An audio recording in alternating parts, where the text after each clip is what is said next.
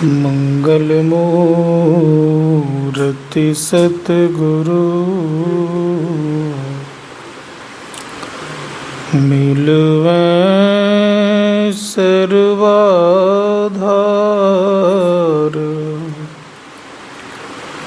मंगलमय मंगल करन बिनवा बारंबार। धन्य धन्य सतगुरु सुखदा महिमा कही न जाय। जो कछु कहूँ तुम्हारी कृपा मोते कछु न बसाय। एक बार प्रेम से बोलिए श्री सद्गुरु।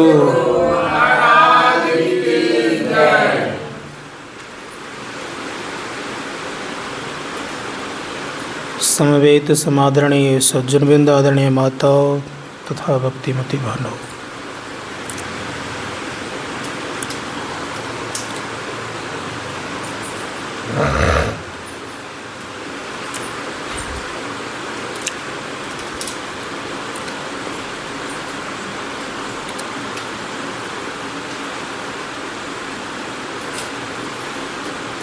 एक बार गुरु नानक देव जी महाराज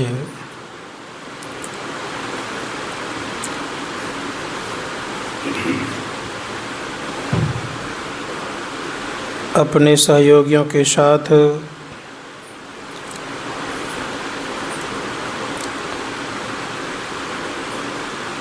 चले गए लाहौर के तरफ। लाहौर से होते हुए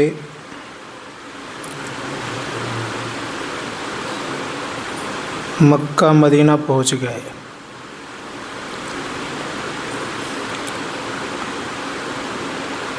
और वहाँ पर घूम घाम करके जब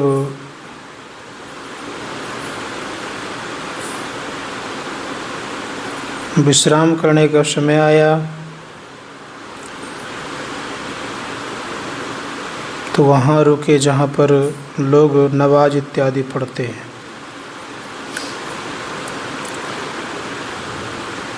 काबा के ऊपर पैर रख करके सो गए। एक मौलाना आया, बड़े ही गुस्साए, क्रोधित हुए। अब इतने क्रोधित हुए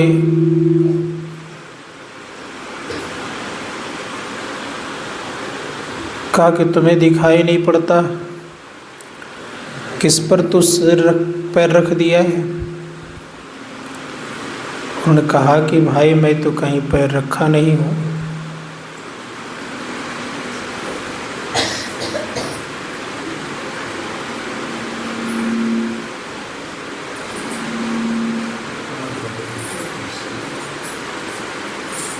क्या हुआ?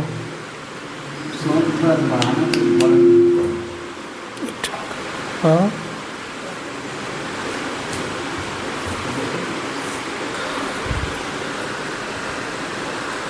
तो मैं कह रहा था कि गुरु नानक देव जी महाराज ने कहा कि जिधर कावा नहीं है ना उधर पैर कर दो मेरा। क्रोधित होकर के मौलाना ने क्या किया कि घुमाने लगा पैर। जिधर जिधर घुमाए उधर उधर ही घूमने लग गया। अंत में देखा कि कोई कच्चा फकीर नहीं है, ये पक्का फकीर है, तब छोड़ दिया उनको। संत महात्मागण कहते हैं कि संत को ये ताकत और शक्ति भी है कि पूरे भूमंडल को घुमा सकते हैं। जिधर चाहेंगे उधर घुमा सकते हैं, जिधर दिशा करना चाहेंगे उधर कर देंगे। इसीलिए शरीर को समझिए कि इस शरीर में क्या नहीं कर सकते। शरीर से आप, इस शरीर से आप पूरे संसार को घुमाने की ताकत रख सकते हैं, घुमाते भी लोग हैं। कई ऐसे महापुरुष जिन्होंने बहुत ऐसे कर्तव्य किए जो कि देख के लोगों को आश्चर्य लगता है। इसीलिए प्रयास कीजिए कि इस शरीर से हमें बहुत कुछ प्राप्त करनी है। केवल ये शरीर खाने पीने कमाने के लिए नहीं है, इस शरीर से बहुत कुछ आप निकाल सकते हैं। क्या निकाल सकते हैं? तो ऋषि मुनियों ने कहा है कि सबसे पहली बात तो यह है कि देव दुर्लभ शरीर है। पहले तो ये हम लोग समझिए, यही पाठ हुआ है ना, देव दुर्लभ शरीर है। भगवान राम भी खुद कहते बड़े भाग मानुष तनु पावा, सुर दुर्लभ सब ग्रंथ ही गावा। सारे सदग्रंथ कहते हैं कि देवताओं को यह दुर्लभ है। इसीलिए जो शरीर दुर्लभ है उसको थोड़ा समझना पड़ेगा। जैसे मान लिया जाए आपके यहाँ कोई वस्तु है और दुर्लभ है, क्या करते हैं उसको? जहाँ तक फेंक देते हैं। क्या करते हैं उसको? सहज के रखते हैं, सुरक्षित रखते हैं। यहाँ तक कि लोग लॉकर में बंद करके रखता है कि नहीं। आपके पास अगर गोल्ड होगा तो क्या फेंकेंगे आप? जहाँ तक नहीं फेंक सकते आप। हीरा हो तो और नहीं फेंक सकते। क्यों भाई?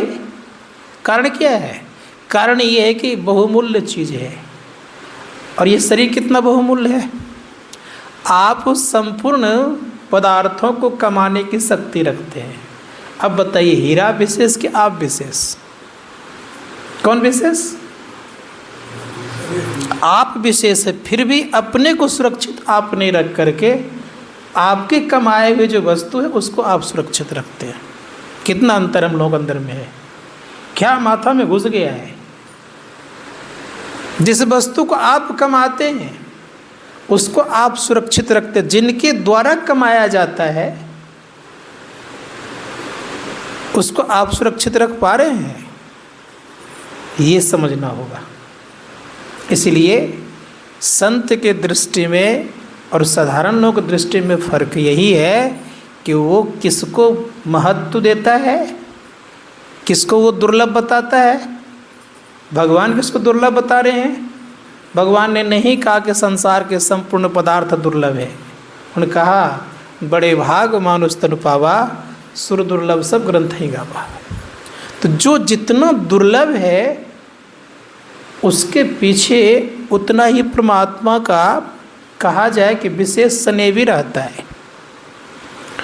भगवान राम खुद करें कि मैंने संपूर्ण संसार को बनाया है, सब कर मम उपजाए,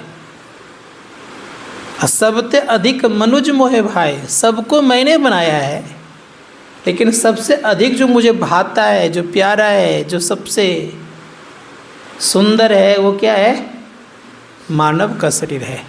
इसीलिए मनुष्य देह को समझना होगा इसमें क्या क्या नहीं है।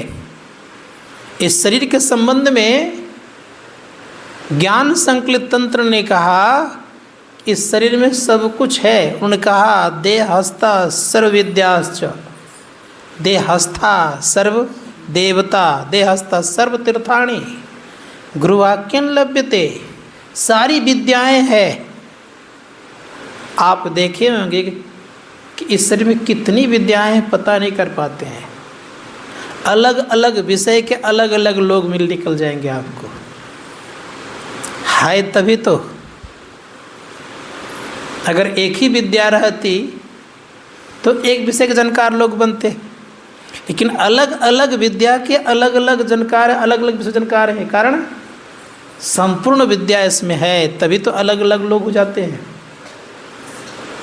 मानव देह में एक विद्या नहीं है, अनेक विद्याएं हैं। और सभी विद्याओं के सब कोई जानकार नहीं हो सकते, ये अंतर है।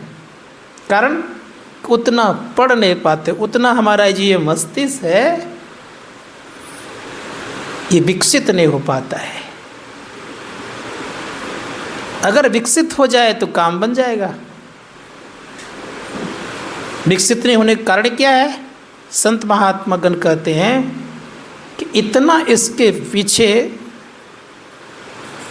सुप्ता अवस्था में प्रवेश कर गए हैं कि विकास होने की संभावना नहीं है। बहुत से बहुत ज़्यादा के लोग, बहुत से बहुत लोगों को जो स्थिति है 3 से 4 या 2.5 से 2 या 1.5 इतना ही % लोगों का मस्तिष्क का विकास है, से ज़्यादा का नहीं है। और तब भी कितना से क्या कर देता है। संत महात्मा ने यहाँ तक कहा कि इन सारे लोगों के अंदर में थोड़ा थोड़ा विकास है तो ये हाल है। अगर पूरा पूरा विकास कर ले तो क्या होगा, क्या कर सकता है वो। आइंस्टीन का नाम सुने होंगे, मात्र में उनका 2.5% मात्र विकसित था मस्तिष्क। कितना जी खोजा उन्होंने। इसीलिए ज्ञान संगतंत्र को कहना पड़ गया कि संपूर्ण विद्या है, और संपूर्ण विद्या के केवल जानकार होते हैं कौन, तो परमपिता परमात्मा, और दूसरे में संत सद्गुरु। तो परमात्मा को जो प्राप्त कर लेता है जो भी मानव, तो संपूर्ण विद्या को प्राप्त कर लेता है। वो जिस विषय को जानना चाहेगा जान लेगा, जिस चीज़ को जानना चाहेगा जान लेगा, क्योंकि उनसे कुछ छिपा रहता नहीं है। तो भगवान राम कह रहे हैं कि दुर्लभ शरीर प्राप्त किए हैं, इसी शरीर से आप आकाश में उड़ सकते हैं, इस शरीर से आप पाताल में प्रवेश कर सकते हैं। आकाश में क्यों, पाताल में प्रवेश कर सकते हैं। अब सोच कर देखिए कि इससे क्या नहीं कर सकते आप। इस शरीर से आप जहाँ कुछ भी नहीं वहाँ तक पहुँच सकते हैं। कहाँ कुछ नहीं है, तो अनंत में कुछ नहीं है, वहाँ तक पहुँचने की क्षमता आप रखते हैं इस शरीर से ही। इसीलिए ऋषि मुनियों ने कहा कि दुर्लभ शरीर है। शंकराचार्य कहते हैं कि सबसे पहली बात तो यह है कि ये मनुष्य का शरीर मिलता ही बड़ा दुर्लभ से है। नर जन्म दुर्लभम मतम, मनुष्य का जन्म ही दुर्लभ हुआ करता है। कितना दुर्लभ का, इससे बड़ा संसार में कोई दुर्लभ है ही नहीं। इसीलिए इस दुर्लभ शरीर को हम लोग थोड़ा सहज करके रखिए, इसको बर्बाद मत करिए, संभाल संभाल कर रखिएगा तो काम आएगा। क्या काम आएगा। अब एक बात बताइए, सबसे कीमती पदार्थ को संभाल के जब रखते हैं लोग, और उसका अगर उपभोग करना पड़े तो क्या करते हैं, उसको कहीं न कहीं अच्छे जगह लगाते हैं, नहीं लगाते हैं। कहाँ कहाँ लगाते हैं, 2-4 जगह गिना भी देता हूँ मैं। लोग लगाते हैं कहाँ, नाक में। कोई नाक काट दे तो क्या हालत होगी, क्या हालत होगी, क्या कहेंगे। भगवान राम के सामने शूर्पणखा जब आई, उनको कुछ नहीं किया, केवल नाक काटा गया। उस नाक ने कितने कटा दिया, विचार करिए। कहाँ सुशोभित है वो। अच्छी वस्तुएं अच्छे जगह सुशोभित होते हैं। उसी प्रकार से दुर्लभ शरीर है तो कहाँ लगाना चाहिए।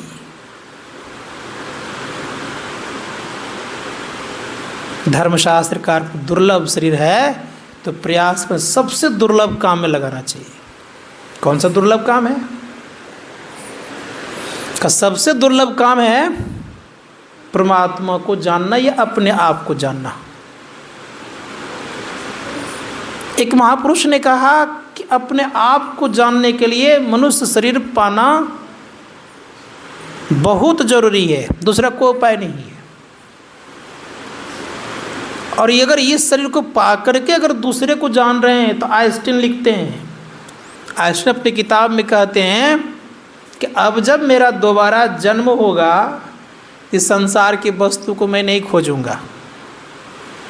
यद्यपि वो वैदिक धर्म को नहीं मानता था।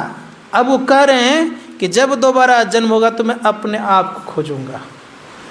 अब सोच के देखिए, एक वैज्ञानिक कह रहा है कि अपने आप खोजूंगा। क्यों?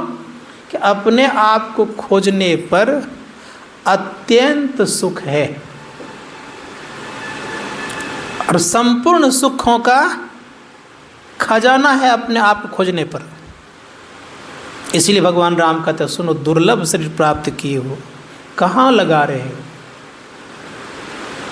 संत महात्मागण चिल्ला चिल्ला कहते हैं, क्या कहते हैं? हीरा हेरा गयो कहाँ? कचरन में, कचरे का डब्बा में मत फेंक दीजिए। अब फेंक रहे रोज, हम लोग रोज प्रत्येक दिन कहाँ फेंक रहे हैं? कचरे के डब्बे में फेंक रहे हैं। कोई कीमत नहीं, दिन रात लगे रहते हैं, जो वस्तु संग नहीं जाएगा उसके पीछे लगे रहते हैं। स्थिति कैसी है? एक व्यक्ति ने साधु महात्मा को नहीं मानता था। बहुतों के दिमाग में आजकल युवकों के मन में चलता भी होगा कि महात्मा लोग जो बनते हैं ना, संसार में कोई काम नहीं कर पाते तब महात्मा बनते हैं।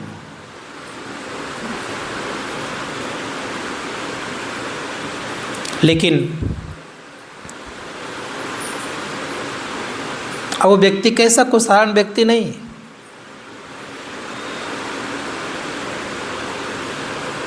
जो IAS की तैयारी करता वो उसके मन में ये चल रहा है। देवकृति प्रकाश क्या नाम है, शायद नहीं जानता नहीं ठीक से। वो कह रहे थे कि मैं महात्मा को नहीं मानता था। कारण ये है कि मैं समझता था ये कोई काम तो करता नहीं है, जब कोई काम नहीं कर पाता है तब वो साधु बनता है। बहुत सारी किताबों को जब उन्होंने पढ़ा तब पता लगा। पता क्या लगा? तो पता ये लगाया, उसने कहा कि अगर महात्मा बना है तो इसके पीछे कुछ कारण है। तब वो कह रहे, क्या सुनिए, उन्होंने कहा कि मैं मानता पहले नहीं था लेकिन अब मानने लग गया, इसलिए कि जो हम आप काम कर रहे हैं इस संसार को काम कुशलता पूर्वक कर सकता है। लेकिन उन्होंने सोचा यह कि अगर रेस में दौड़ेंगे भी तो प्राप्त क्या करेंगे? बात समझ आ रही है? प्राप्त क्या करेंगे? अब वो कह रहे हैं कि वही संसार प्राप्त करेंगे। इसीलिए उस संसार से अलग दौड़ लगाए तो अलग बन गए। जैसे एक उदाहरण दे रहा हूँ, छोटी सी बात करके कुछ सुनाता हूँ मैं। जंगल में सिंह रहता है, गधा भी रहता है। तो एक दिन सिंह के सामने आकर के गधा सीना तान करके घूम घाम करके चला गया। सियार देख लिया, समझिएगा थोड़ा सा बढ़िया से। सियार जब देख लिया तो सिंह कुछ नहीं बोला। किसके सामने? गधा के सामने कुछ बोला नहीं। और जब वो चला गया घूम घाम करके सीना तान करके, तो सियार कहता है कि सिंह मामा विचार कर रहे हैं कुछ? वो जंगल में हल्ला क्या कर रहा है पता किए हैं आप? कहा क्या?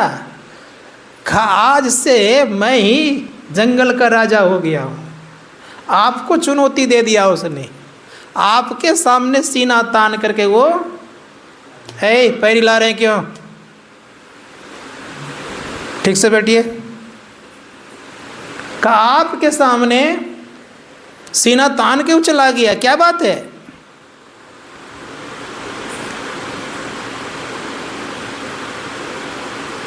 सिंह कहता है कि क्या बात कर रहे हो तुम? कहा आप उसको कुछ कहे नहीं। तो सिंह कहता है कि सुनो कि मेरे एक पंजा का तो है नहीं, वो एक पंजा मारूंगा तो कहाँ रहेगा उसका कोई ठिकाना नहीं है। लेकिन अफसोस ये है कि पंजा भी मारूंगा तो किसको मारूंगा? गधा को। क्या मेरा वो रैंक का है, जोड़ी का है? जब जोड़ी का है ही नहीं उसको पंजा मारने से लाभ क्या है? मेरी बदनामी क्या होगी मालूम है आपको? लोग कहेगा कि युद्ध भी लड़ा तो किससे लड़ा? गधा से। तो गधा से युद्ध लड़ने वाला जो काम हम लोगों ने कर लिए हैं, तो कैसे होगा? हैं कौन आप? हैं आप सिंह, लेकिन युद्ध किससे लड़ रहे हैं? संत महात्मा गण कहते हैं अगर ऐसी प्रवृत्ति बनी रह गई तो आप रेस में आगे नहीं निकल सकते, आप जीत नहीं सकते। इसीलिए जीतना अगर हो तो प्रयास कीजिए यह कि जिसके लिए परमात्मा भेजा उसको जीतिए, वो काम आएगा आपके जीवन में। इस संसार को प्राप्त भी कर लेंगे तो क्या मिल जाएगा? कुछ मिलेगा क्या? किन्हीं को मिला है क्या? किन्हीं कुछ नहीं मिला है। रावण ने बहुत कोशिश किया, और यहाँ तक रावण ने कोशिश किया कि तीनों लोकों के विजेता बन गए, तीनों लोकों पर उनका अधिकार हो गया। किनका? रावण का। और अधिकार होने के बावजूद क्या मिला उनको? क्या लेके गया वो? कितनी संपत्ति अर्जन की उन्होंने? थोड़ा विचार करके देखिए। आज तक कोई भारतवर्ष में सोने का घर नहीं बनाया है? कोई बनाया है? किसी विदेशों में भी सोने का घर बना के नहीं रह रहा है। और रावण सोने का घर में रहता था। छज्जी कैसा लगाया गया था? तो कबीर साहब कहते सोने का महल, रुपए का छाजा। कितना संतान? वो एक था कहाँ पर जो आतंकवादी थे, उसको सुनते हैं 105 बच्चे थे। इनको कितने बच्चे थे? 1 लाख पूत और 1.25 लाख नाती। नाती मतलब पोता होता है, याद रखिएगा। 1.25 लाख पोता था। अब कैसा कैसा वीर था, वीर भी जानना चाहिए। उनके पुत्र मेघनाद इंद्र को बस करके रखे हुए थे।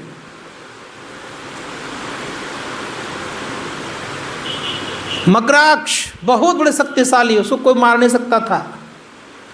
लक्ष्मण भी उनको नहीं मार पाए, भगवान राम को खुद जाना पड़ गया। भयंकर सब वीर भी था, लेकिन क्या हुआ? रहा न कोई कुल में रोबन हारा, कोई कुल में रोने वाला नहीं रहा।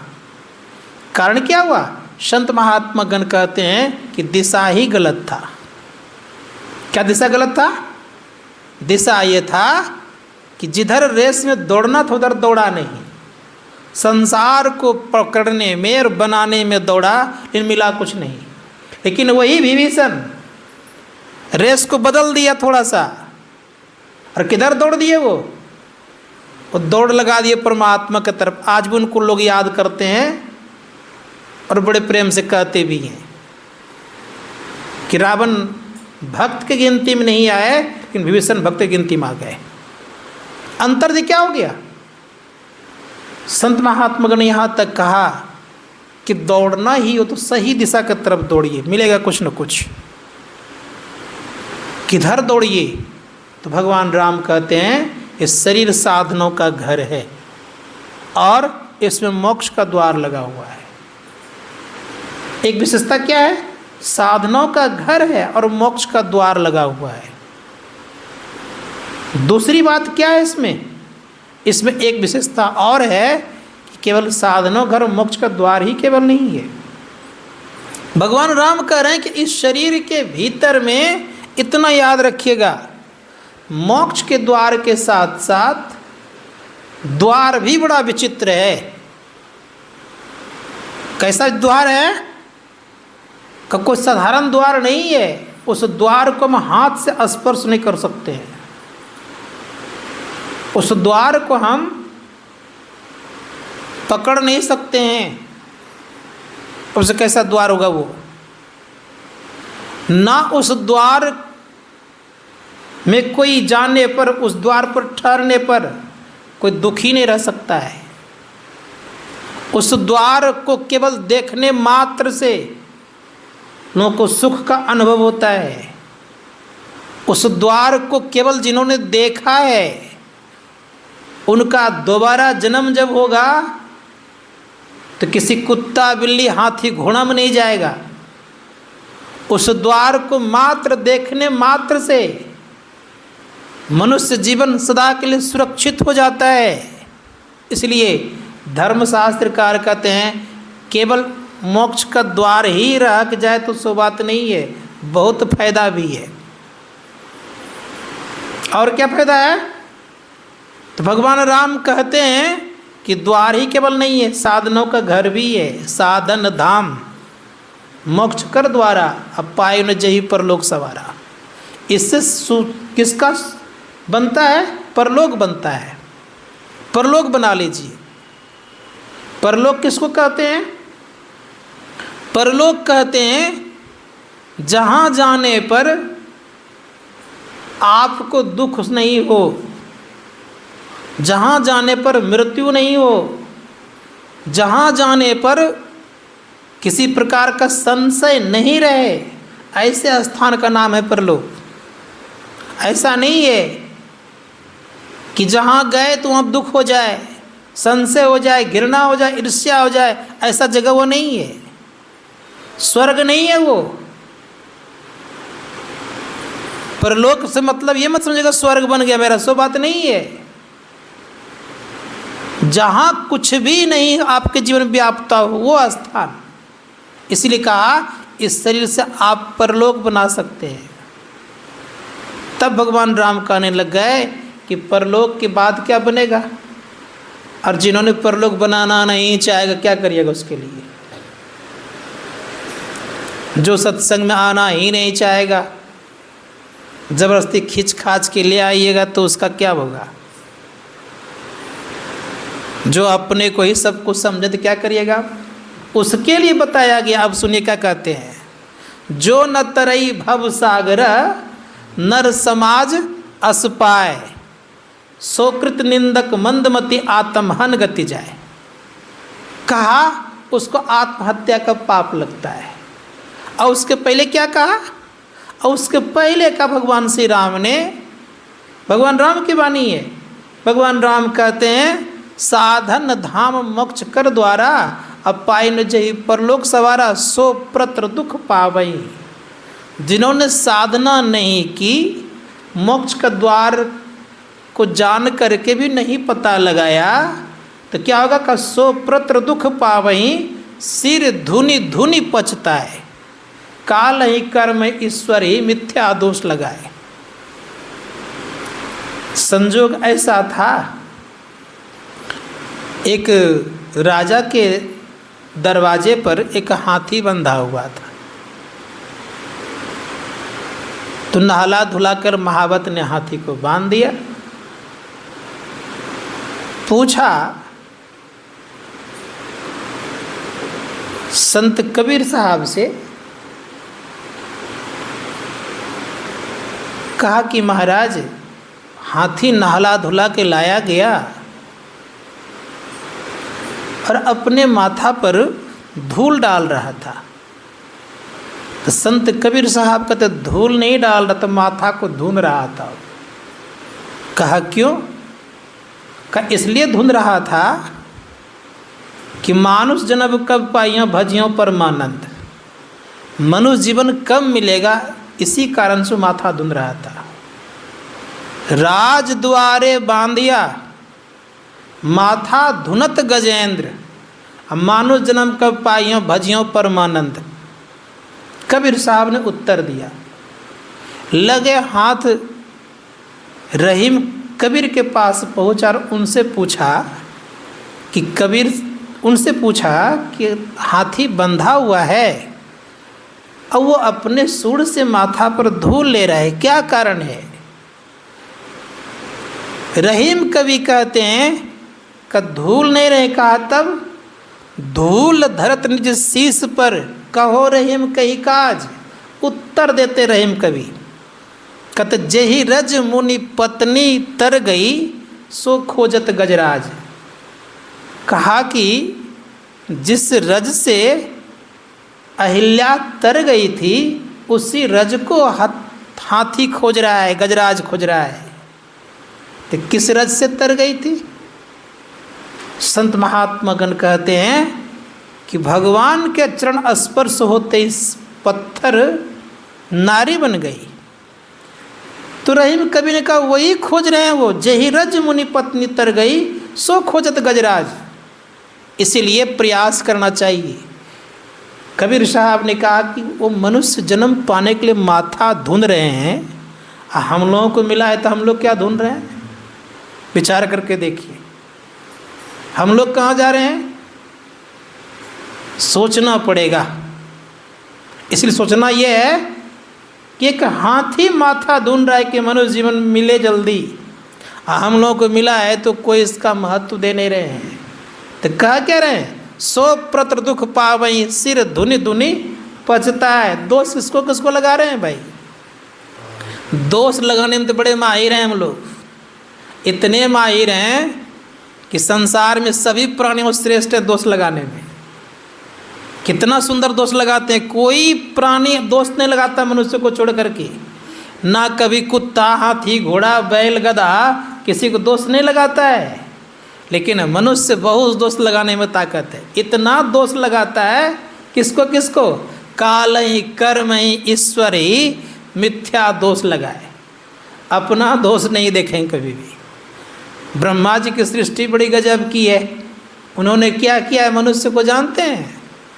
केवल आगे देखने की दृष्टि दिया है, पीछे देखने की दृष्टि है ही नहीं। ब्रह्मा जी से पूछा गया कि आप ऐसा क्यों बनाए कि अपनी गलती देख ही नहीं पाता है ये? ब्रह्मा जी ने कहा अगर अपनी गलती देख लेता तो संत नहीं बन जाता। अपनी गलती देखेगा तो संत ही बन जाएगा ये। इसीलिए रहीम कवि कहते हैं बड़े प्रेम से, बुरा जो देखन मैं चला बुरा न मिलिया कोई, जो दिल खोजा अपना मुझसे बुरा न कोई। अपने को जो खोज लेगा ना तो पता चलेगा। एक महात्मा जी थे, उनके पास एक शिष्य थे, बड़े अच्छे शिष्य थे। उनके पास एक छड़ी थी, तो छड़ी जिधर लगाते थे तो दिख जाता था कौन क्या है नहीं है। परिणाम ये हुआ कि छड़ी शिष्य के हाथ में लग गया। अब शिष्य क्या करता है? तो महात्मा जी की तरफ, गुरु जी की तरफ लगाता है वैसे। अब जैसे वो लगाता है तो देखता क्या है कि महात्मा जी के अंदर तो बहुत दुर्गुण भरा पड़ा है। अब उसके मन में आ गया कि किसका हम सेवा करने लग गए, कहाँ फंस गए हम आकर के। अब उसके भीतर में महात्मा अर्थात अपने गुरु के प्रति जो श्रद्धा थी वो अश्रद्धा में बदल गई। अब क्या करता वो? कोई उपाय नहीं। जो सेवा का भाव था अब बेमन से करने लगा, मन लगावे ही नहीं। गुरु जी समझ गए लगता है कि छड़ी का असर इसको हो गया है। अब वो करता क्या? तो बड़े प्रेम से कहा कि कभी कभी तुम अपने तरफ में छड़ी लगा कर देख लिया करो। कहा ठीक गुरुदेव देख लेंगे। मन से सेवा करता था, समझ गए थे। जैसे अपने तरफ छड़ी लगाया तब फिर ये हो गया कि अरे मैं तो उनको देखा तो ये हाल था, अब मैं तो उनसे कितना गुना खराब हूँ इसका कोई ठिकाना ही नहीं है। तब फिर सेवा करने लग गए। तो संत महात्मा गण कहते हैं कि बुरा दूसरों को देखते हैं, अपना बुरा नहीं देख पाते। कारण क्या है?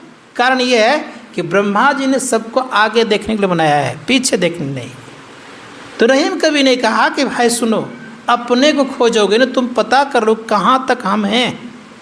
इसीलिए जब तक अपने आप को नहीं खोजेंगे तब तक संभव नहीं है। इसलिए कहा खोजना हो तो अपने आप खोजिए। अब क्या क्या हम लोग खोज रहे हैं संसार में? 5 विषय को खोज रहे हैं, याद रखिएगा। 5 विषय में पूरी दुनिया डूबी हुई है और इसी कारण से मारपीट युद्ध इत्यादि हुआ करता है। 5 विषय का इतना जबरदस्त हमारे आप के ऊपर हावी है कि वर्णन से बाहर है। क्या क्या करते 5 विषय में? तो रूप है, रस है, गंध है, स्पर्श और शब्द है। इसके संबंध में गोस्वामी जी महाराज कहते हैं कि 5 ही 5 परस रस, गंध शब्द और रूप, इनकर कहा न कीजिए बहुरी पड़ भव को। कई पंच विषयों के कारण संसार में लोग डूबे रहते हैं और बार बार भवसागर में डूबने का ये स्रोत अर्थात रास्ता बना लेते हैं। वो बार बार कहाँ जाएगा, तो भवसागर में ही जाएगा। लेकिन अगर इन पंच विषयों से बचे तो वो किधर जाएगा, तब वो भवसागर में नहीं डूबेगा। लेकिन गोस्वामी जी महाराज ने कहा कि पंच विषय का जहाँ तक दौड़ है वहाँ तक रहने पर बार बार आपको जन्म लेना पड़ेगा और मरना पड़ेगा। इसीलिए इन पंच विषय बचना चाहते हैं तो क्या कीजिए, निर्विषय तत्व के तरफ चलिए। और निर्विषय तत्व पर चलने के लिए भगवान श्री राम भी कहते हैं। भगवान राम ने कहा कि सुनो, जो देह प्राप्त किए हो विषय भोगने के लिए नहीं। क्या भोगने के लिए? तो भगवान राम की वाणी उन्होंने कहा, यही तन कर फल विषय न भाई, स्वर्ग स्वल्प अंत दुखदाई। स्वर्ग के संबंध में भगवान राम कह रहे हैं कि स्वल्प दुख है वहाँ, स्वर्ग स्वल्प अंत दुखदाई, अंत में तुझे दुख मिलेगा। और संत तुलसी साहब भी कहते हैं कि सुनो, ऐसे स्वर्ग पर थूक फेंको। क्यों भाई? जितने भी आज पूजा पाठ लोग करते हैं किसको पाने के लिए, कहीं पता किए हैं? जितने पूजा पाठ आज करते हैं बाहरी जगत के पूजा पाठ, चाहे यज्ञ हो या हवन हो, याद रखिएगा, चाहे कोई भी सत्कर्म क्यों नहीं हो, स्वर्ग पाने के लिए। अब तुलसी साहब क्या कहते हैं? उन्होंने कहा, नरतन दुर्लभ देव को सब कोई कहत पुकार, और सब कोई कहत पुकार देव दे ही नहीं पावे। समझिएगा थोड़ा सा, देव दे ही नहीं पावे। ऐसे मूर्ख लोग स्वर्ग की आस लगावे।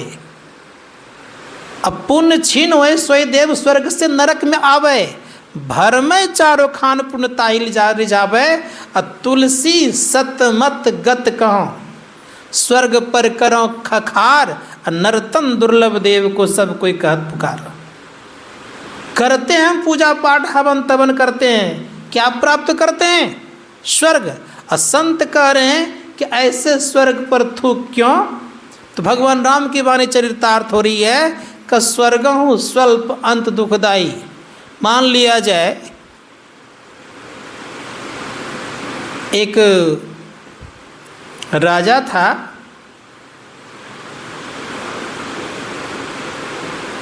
एक बड़े सुंदर कवि को बुलाए, बातों बातों में राजा को खुश कर दिए। कौन? कवि ने। तो जब सब के सब खुश हो गए तो राजा ने भी ऐलान कर दिया कि मैं भी इन्हें 10,000 मोहर का इनाम देता हूँ। तो कहने वाला भी खुश हो गया। बात में आ रही है? चला गया। सुबह जब हुआ तो वो कवि आया, कहा महाराज आपने 10,000 इनाम देने की घोषणा की थी। कहा कैसा इनाम? कहा आपने कल कहा था 10,000 इनाम देंगे। कहा भाई सीधी सी बात है, तुमने बोल करके मुझे खुश किया, मैंने तुझे बोल के खुश कर दिया। बात समझ रही है? तुमने बोल खुश कर दिया, मैं भी तुमको बोल खुश कर दिया। तो ये जो स्थिति है, इसीलिए संत महात्मा स्वर्ग पर करो खकार, कोई फायदा नहीं है। ये बोल के खुश होने की जो स्थिति है ये लाभ देने वाला नहीं है। तो भगवान राम करें स्वर्ग हूँ स्वल्प अंत दुखदाई, अंत में दुख मिलेगा। इसलिए इस दुख के फेर में मत पड़िए। ये दुख आपको इतना दे देगा कि जीवन में आपको उबरने नहीं देगा। 2 तरह का संसार में विष होता है, याद रखिएगा। एक विष होता है गरल, जो कि पीते ही लोग मर जाता है। और दूसरा विष के संबंध में सुने हैं, ये पंच विषय भी एक विष है और मीठा विष है, याद रखिएगा इसको। जो खा करके तुरंत मरता है इसको गरल कहते हैं, अर्थात ये विष है, जहर है, और उसको स्वीट पॉइजन कहते हैं, याद रखिएगा। स्वीट पॉइजन दिया गया था किनको जानते हैं? रजनीश को दिया गया था स्वीट पॉइजन, इंजेक्शन लगा दिया था, पता नहीं चला। बहुत दिन के बाद शरीर उनका अपने आप गलने लग गया, शरीर छूट गया बाद में। तो स्वीट पॉइजन अर्थात मीठा जहर धीरे धीरे असर करता है, एक बेग नहीं करता है। विषय भी उसी प्रकार से स्वीट पॉइजन है, धीरे धीरे असर करता है। और जब चढ़ता है कस करके तो उतरने का नाम ही लेता ही नहीं है। इसीलिए संत महात्मागण कहते हैं इन विषय से बचिए। विषय में क्या लगा हुआ है? विषय में याद रखिएगा बहर्षि का केवल ढक्कन लगा है और कुछ नहीं है। विषयों का ढक्कन लगा हुआ है। ऊपर से देखिएगा बहर्षि का 120 होता है, अयो हटा दीजिएगा तो 20 हो जाएगा, अयो रहेगा तो क्या रहेगा? वो विषय हो जाएगा। और 20 कैसे लिखते हैं? यो केवल हटाते हैं, तो यो ढक्कन को हटाते ही वो विष बनता है। और विष ने किसको किसको परेशान नहीं किया है, किसको नहीं मारा है, लेकिन एक आदमी को नहीं मारा, मीरा को नहीं मार पाए और प्रहलाद को नहीं मार पाए। क्यों? संत महात्मागण कहते हैं कि जो भजन ध्यान कर लेता है और पूर्णता को प्राप्त कर लेता, विष भी उसको नहीं मार सकता है। कैसा विष दिया गया था? मीरा का विष इतना तगड़ा था कि केवल जीभ पर रखने मात्र से वो मर जाती, लेकिन पूरा पूरा पी गई और मरी नहीं। किसका प्रभाव? वो भजन का प्रभाव था। हम आप प्रयास करेंगे तो ऐसी स्थिति नहीं रहेगी, सीधे चले जाएंगे। प्रहलाद को ऐसा जहर दिया गया था कि वैसा जहर लगता आयन तक है कि नहीं पता नहीं, सुगंध से केवल मर जाता। लेकिन प्रहलाद को पिलाया गया, पिया, लेकिन मरा नहीं। सुकरात को जहर दिया, मर गया। क्यों? पूर्णता की प्राप्ति नहीं थी। जो पूर्ण हो जाता वो जहर को अमृत में बदल देता है। और जब तक पूर्ण नहीं है तब तक आप भी कोई भी रहेंगे संसार में, उनकी मृत्यु होगी। तो अमृत बनाना है जहर को, विषय को, तो क्या करना होगा? तो कहा जो विषयानंद नहीं है उसके तरफ चलिए। तो रामकृष्ण परमहंस जी महाराज कहते हैं कि 3 तरह के आनंद होते हैं जीवन में। पहला आनंद है विषयानंद, जो कि हम लोग भटकते फिरते रहते हैं, ऊपर नीचे होते रहते हैं। इस आनंद में कौन कौन नहीं जाते? सब के सब इस आनंद में डूबे रहते हैं। दूसरा आनंद होता है भजनानंद, भजन करके आनंद प्राप्त करते हैं। जब सक्सेना नाई की पत्नी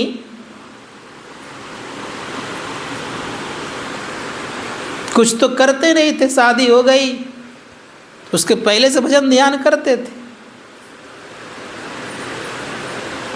शादी हो गई तभी भजन ध्यान कर रहे थे। अब करे तो करे, पत्नी बार बार कहे कि आपको इस तरह देख करके मुझे पसंद नहीं है, आप भजन ध्यान क्यों नहीं करते हैं? बहुत कहने पर उनको कोई असर पड़ता ही नहीं था।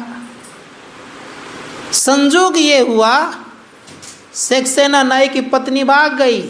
अब भाग गई तो ये बेचारा खूब बढ़िया से डांस करने लगे, नाचने लग गए।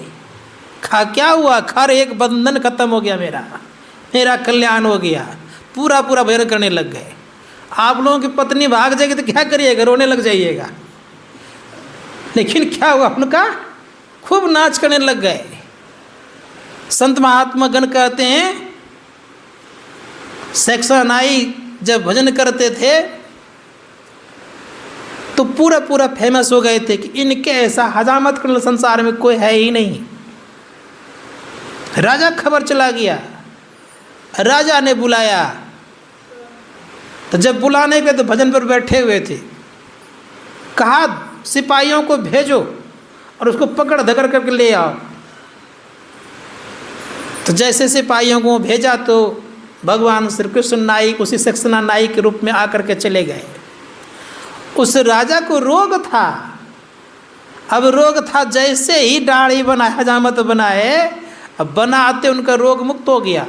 और सेक्शन नाई का बहुत सारा प्रचार हो गया कि छूते ही तो रोग मुक्त कर दिया। ये काफ़ी सारा धन दिया गया सेक्शन नाई को। वो थे कौन? भगवान श्री कृष्ण। आकर आगे रख दिए, पूरा हल्ला हो गया कि सक्सेना नाई ऐसा है, सक्सेना ऐसा है कि उन्होंने क्या किया कि पूरा का पूरा राजा का रोग मुक्त कर दिया और आयन तक कोई वैद्य नहीं कर पाए, छूते ही ठीक हो गए। और जब ऐसी स्थिति हो गई तो सक्सेना रोने लग गया, कहा मैं तो गया नहीं था, ये किसने कर दिया, मैं तो भजन कर रहा था।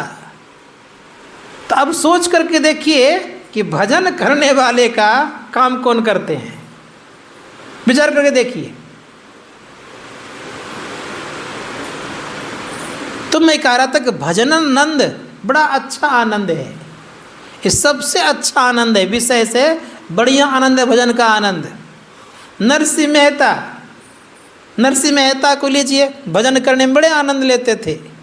कैसे आनंद लेते थे? जहाँ कहीं वहीं लग जाते थे वो।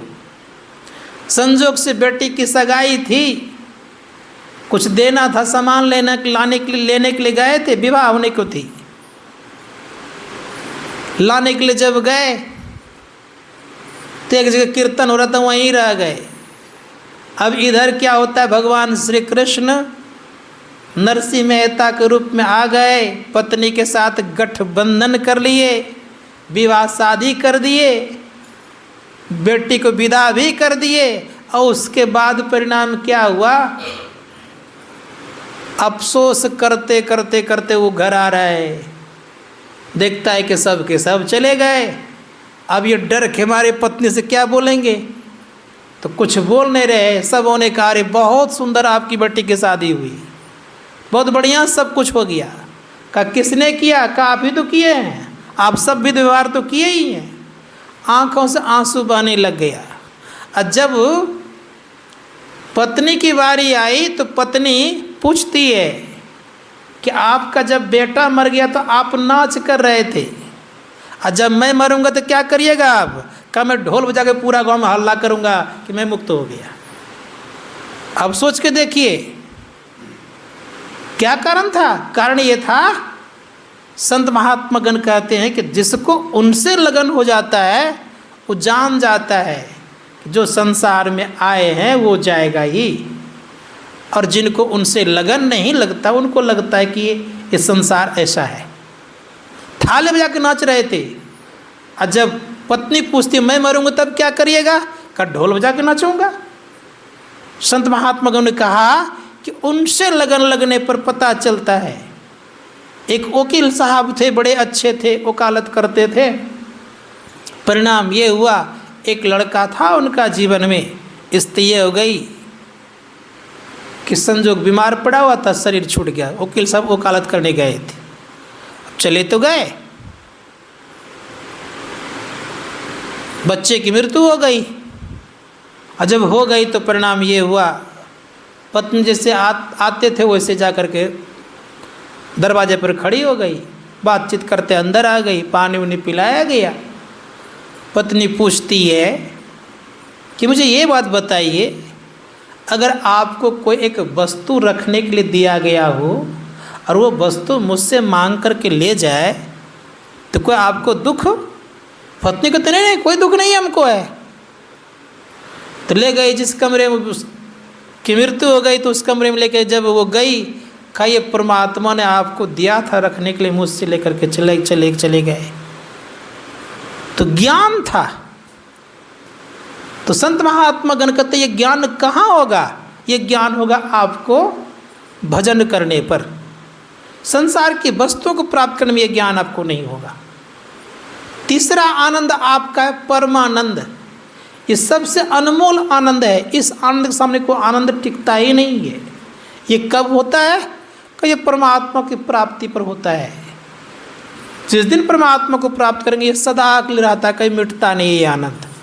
इसी आनंद को प्राप्त करने के लिए संत महात्मा गण ने कहा, तब वो जान जाता है कि मैं शरीर नहीं, मैं शरीर ही हूँ। अभी हम लोग नहीं जान पा रहे हैं, तब वो जानता है कि मैं शरीर नहीं, शरीर ही हूँ। संत कभी नहीं कहते कि मैं शरीर हूँ, उनका शरीर अलग। उनका कौन शरीर है? देखने में तो मनुष्य का शरीर, लेकिन इसमें वो आसक्त नहीं होते। उस सच्चिदानंद वाला शरीर उनका है। उस शरीर को वो जान जाता है और उसी को मानता भी है। इससे उसका कोई नाता रहता नहीं है। तो वो कैसे प्राप्त होगा? जब तक 4 शरीर नहीं छूटेगा तब तक 5वें शरीर का आपको ज्ञान पूरा पूरा नहीं होगा। 4 शरीर कैसे छूटेगा? तो ऋषि मुनियों ने कहा कि 4 शरीर जब छूटता है तो भगवान राम कहते कि सुनो, 84 लाख प्रकार के तुम शरीरों को पार करके आए हो। आकर 4,84,84 जोनि भ्रमतीय जीव अविनाशी, फिरत सदा माया कर प्रेरा, काल है कर्म स्वभाव गुण घेरा, कब हुक करी करुणा नर देही, देत इस बिनु हेतु से नहीं। भगवान राम कह रहे हैं कि 84 लाख शरीरों को पार करके तब मानव शरीर प्राप्त किए हैं। ऐसी को बिंदु कवि ने कहा है। उन्होंने कहा 84 लाख मंजिल तय करके मुश्किलों से, जिस घर को तूने ढूंढा उस घर को खो रहा है। अनमोल श्वास तेरी पापों में जा रही है, तृष्णा के गंदे जल में इस तन को धो रहा है। क्या स्थिति हो रही है? हम लोग शरीर में क्या है? का घट में है, घट में है वो ज्ञान गंगा, इसमें ना मारा गोता, तृष्णा के गंदे जल में डुबकी लगा रहे हैं। हम लोग डूब रहे हैं। एक श्वास की कीमत कितना लगा कर रखा है परमात्मा ने। लोग कहते बड़े हम गरीब हैं, विचार कर देखिए तो। संत कबीर साहब कहते ऐसे महंगे मोल का एक श्वास जो जाए और 14 लोग पटना तरे काहे धूल मिला है। 14 लोगों की संपत्ति देने पर भी आपको एक श्वास को जोड़ नहीं सकता। कहता आप गरीब हैं। कैसे गरीब है भाई? इतनी संपत्ति आपके पास है अब फिर भी कह रहे हैं गरीब है। गुरु नानक देव जी महाराज कहते इस गुफा में अकुट भंडारा, तिसु बिची बसे हरि अलख अपारा। अकुट भंडारा आपके पास है, फिर भी आप कह रहे हैं कि हम गरीब हैं। गरीब शरीर से नहीं, मन से गरीब है। शरीर से तो बड़े मस्त हैं आप, आनंद ही आनंद है। जो शरीर दुर्लभ देवताओं का है वो शरीर प्राप्त है, फिर भी कह रहे हैं गरीब है। बताइए मुझे आप, कितना बड़ा पूंजी आपके शरीर में है, पता करिए। इसीलिए कोई संसार में मानव गरीब परमात्मा ने बना के भेजा है। अब बना कैसे गरीब ये जानना चाहिए। परमात्मा ने सबको उतनी ही शक्ति, ताकत, उतनी व्यवस्था दिए हुए हैं, फिर भी गरीब हैं क्यों? कारण क्या है? कारण ये है, इसके पीछे रीजन ये है कि अपनी ऊर्जा को नहीं पहचान पा रहे हैं। आप ऊर्जा से ओतप्रोत हैं, उसको निखारना नहीं चाहते हैं, नीचे गमा रहे हैं, तो परिणाम तो खराब होगा ही। जो ऊर्जा ऊपर उठाना चाहिए था उसको नीचे आप बर्बाद कर रहे हैं, तो हानि तो होगी ही। जिसके लिए आप संसार में आए हैं उस काम को भी करना चाहिए, लेकिन उस काम को ना करके हम अन्यत्र जगह दिमाग लगा रहे हैं। एक बड़े अच्छे विद्वान ने कहा है, संसार की वस्तुएं प्राप्त करने के लिए केवल मेहनत ही काम नहीं आता। का तब उन्होंने लिखा है नीचे, उन्होंने कहा है कि संसार की वस्तुएं प्राप्त करने के लिए याद रखिएगा अपनी ऊर्जा भी निखारना पड़ता है। कौन सी ऊर्जा? अगर कहीं नेगेटिव ऊर्जा को आपने उजागर कर दिए तो क्या हालत होगी? नज़दीक में जो लोग रहेंगे वो भी दूर से आपसे भागना शुरू कर जाएंगे। इसीलिए पूर्ण पॉजिटिव ऊर्जा को निखारिए। और निखरेगा कैसे? तो उस विद्वानों ने पुनः कहा कि निखरता है तब जब साधक अपने खोज के तरफ बढ़ता है, दूसरे खोज में निखरता नहीं है, हराश होता है। याद रखिएगा, आज अपने आप को निखारने के लिए तरफ प्रयास करिए, और जैसे प्रयास करिएगा तो गुरुदेव की वाणी चरितार्थ होती है, चलत पंथ सुख क्या है? होत महा है। उस पंथ पर चलते ही सुख लगता है। अब मैं पूछना चाह रहा हूँ, किसी को सुख लगता है जी? कोई व्यक्ति कितनों ही परेशान रहे, हिमालय की तरफ चल पड़ेगा, क्या मिलेगा? गर्मी मिलना है, निश्चित है। चलेगा ही नहीं, यहीं पर पड़ा रहेगा। धनबाद में तो क्या गर्मी की ठंडा, यहाँ तो गर्मी ही मिलेगी आपको। रास्ता हिमालय वाला पकड़िएगा तब न ठंडा मिलेगा। उसका रास्ता जहाँ चालू हिमालय का है वहाँ से पकड़ेगा तो ठंडा मिलेगा आपको।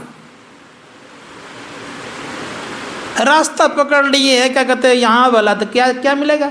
कोयला के क्षेत्र में रह रहेंगे तो क्या मिलेगा? धूल कण ही न फाँकते रहिएगा। इसलिए प्रयास कीजिए, जिधर रास्ता है उसका ठंडक उधर चलिए। अब देखिए भगवान कहाँ का कष्ट किए ये भी जानना चाहिए। भगवान विष्णु को भी साधना करने इसी धरातल पर आना पड़ा। कहाँ? भगवान विष्णु भी तपस्या करने के लिए आए तो बद्रीनाथ में आए, ऐसे नाम नहीं पड़ गया। वहाँ बैठ के भगवान विष्णु ने तपस्या की है।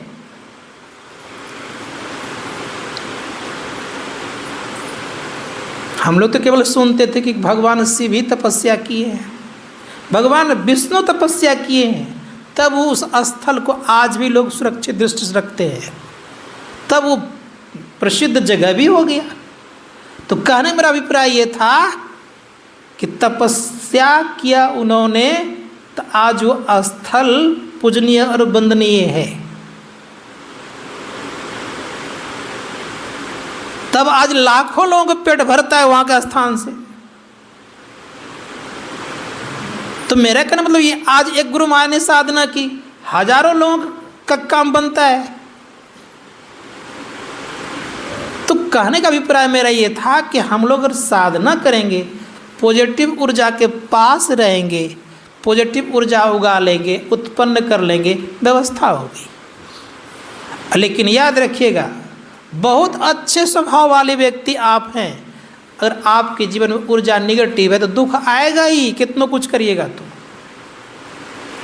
नकारात्मक शब्द का प्रयोग करने वाला व्यक्ति मिल जाए आपके पास और सब चीज़ में वो ना करे तो कैसा लगेगा आपको? बताइए तो कैसा लगेगा? तो संगति का प्रभाव होता है। तो गुरु महाराज कहते कि सुनो, चलोगे उस पथ पे तो सुख लगेगा। इतना ही कह के नहीं छोड़ दिए। गुरुदेव कहते कि सुनो, उनकी वाणी में अभी आप थोड़ी देर पहले गाए होंगे कोई। गुरु महाराज कह रहे हैं कि एक स्थान ही ऐसा है कि सुख लगता है।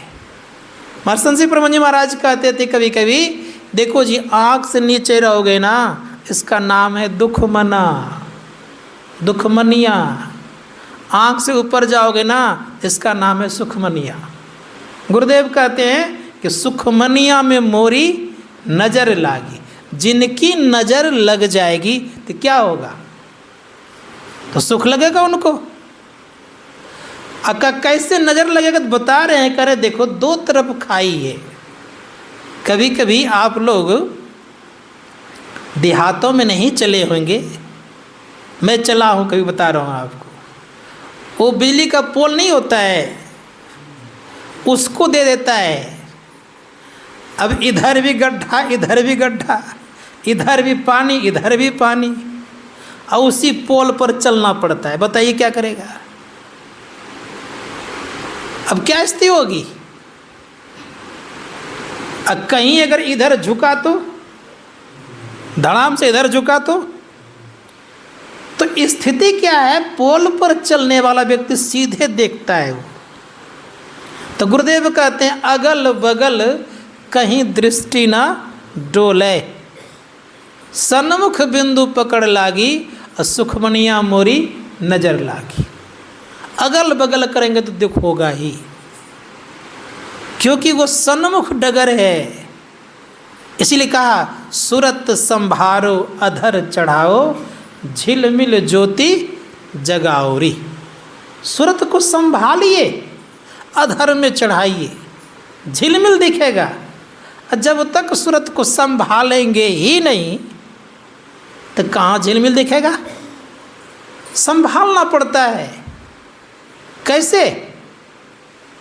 तो गुरुदेव कहते हैं कि संभालने वाला जो व्यक्ति होता है ना, बड़ा सोच समझ करके चलता है। सूरत संभारो अधर चढ़ाओ, झिलमिल ज्योति जगाओ रे। लेकिन गुरुदेव कहते हैं कि प्रथम ही धारो गुरु को ध्यान, हो श्रुति निर्मल हो बिंदु ज्ञान। दो नैना बिच सन्मुख देख, एक बिंदु मिल दृष्टि दो रेख। सुखमन झलके तिल तारा, निरख सुरख दसवीं द्वारा। अब करें ज्योति मंडल में अचरज ज्योत, शब्द मंडल अनहद शब्द होद, अनहद में धुन सत्य लौला। याद रखिएगा क्या करें? अनहद में धुन सत्य लौलाय, भव जल तरबो यही उपाय। का अनहद में सत धुन है। और गुरुदेव ने क्या कहा? सत शब्द धर कर, चल मिलन आवरण सारे पार में। अनहद में धुन सत लौलाय, भवजल तरबो यही उपाय। अब करें मैं ही युक्ति सरल साची, लहे जो गुरु सेवा रांची। करें ये रांची नहीं, कौन सा रांची? रांची का मतलब होता है ओत प्रोत। किसके द्वारा प्राप्त करेंगे? कहा मैं ही जुगती सरल साची है, सच्ची जुगती है। और सेवा अगर इस तरह कर लिए तो जो ओतप्रोत परमात्मा है उनको आप प्राप्त कर लेंगे, दुख मिट जाएगा आपका। इसलिए दुख मिटाना चाहते तो क्या करना पड़ेगा? तो कहा उस युक्ति पर चलिए, चलने का प्रयास कीजिए। और चलना प्रारंभ होता है कहाँ से? तो प्रथम ही धारो गुरु को ध्यान, हो श्रुति निर्मल हो बिंदु ज्ञान। जैसे प्रथम ध्यान गुरु का करेंगे तो आपका श्रुत निर्मल होगा। ज्ञान किसका होगा? हो श्रुति निर्मल हो बिंदु ज्ञान। आपको बिंदु का भी ज्ञान होने लग जाएगा। शिवनारायण स्वामी महाराज ने कहा, निहारो यारो गुरु मूर्ति की ओर, गुरु मूर्ति सुरति विच निरखो, तब उर होत इंजोर। कैसे? तो संत कबीर साहब कहते हैं ऐसे नहीं होगा। का अर्ध ऊर्ध विच लगन लगी है, छक क्यों रूप नहीं जात बखाना। का जब अर्ध और ऊर्ध के बीच में लगन लगेगा तब काम बनेगा, ऐसे नहीं बनेगा। इसलिए सूरत को कम से कम संभाल करके वहाँ लेकर के चलिए। सूरत संभारो अधर चढ़ाओ, झिलमिल ज्योति जगाओ रे। तारा झलके चंदा चमके, ये तारा झलकेगा, चंद्रमा का भी चमकना हो जाएगा। इसलिए कोशिश कीजिए कि हम अपने आप को वहाँ ले चलें। और इसके लिए संत कबीर साहब कहते ऐसे नहीं। तो उन्होंने बड़े प्रेम से अब कहने लग गया। उनकी वाणी में एक जगह है, वो कहते हैं कि सुनो कैसे दिखेगा। तब बता रहे हैं, वो कह रहे हैं कि दिखने के लिए आपको क्या करना पड़ेगा? का अन्यत्र जगह जो आपका चित्त है उसको हटाइए वहाँ से, और उस जगह से हटा करके अपने लक्ष्य पर लगाइए। और लक्ष्य पर लगेगा तभी कुछ प्राप्त कर पाए, अन्यथा संभव नहीं है। इसलिए चित्त को हटाना पड़ेगा जहाँ लगा कर रखे हैं, और अपने स्थान पर लगाना पड़ेगा। तो जब तक ऐसी प्रक्रिया नहीं जीवन में करेंगे तब तक संभव नहीं है। इसलिए कोशिश कीजिए कि हम अपने अंदर में चलें, तब हम परमात्मा तक पहुंच सकते हैं। दूसरा कोई उपाय नहीं है। एक छोटी सी कहानी सुनाता हूँ आप लोगों को। सिकंदर के अस्तबल में बहुत घोड़ा था। लोग कहते हैं मेरा मन भड़कता है, भागते रहता है। तो भागेगा क्यों नहीं भाई? तो सिकंदर के अस्तबल में बहुत घोड़ा था। एक घोड़ा सबसे मजबूत था और सबसे ताकत होने के कारण उस घोड़ा पे कोई चढ़ता नहीं था। जो कोई आयन तक घोड़ा पे चढ़ा वो उसका पैर हाथ तोड़ दिया था। डर के मारे कोई चढ़ता नहीं, खिला पिला के, लेकिन बहुत मोटा तजा बना के रखा था, मजबूत भी था। सिकंदर की दृष्टि बड़ी पैनी थी और तुरंत कोई चीज को परख लेते थे।